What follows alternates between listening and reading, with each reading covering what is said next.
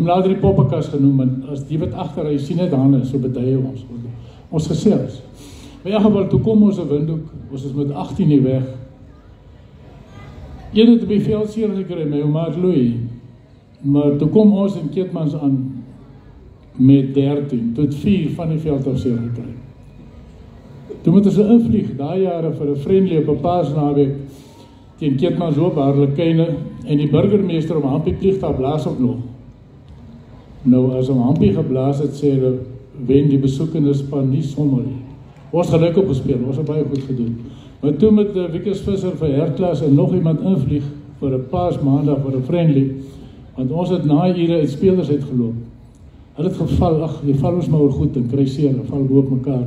Maar dis maar een van die goed. Nee, hier het die rugbyveld, ja, as het lekker gespeel. Broer Koos het opgehou speel toe ek begin boer. Hy het in 68 begin, 67, 68.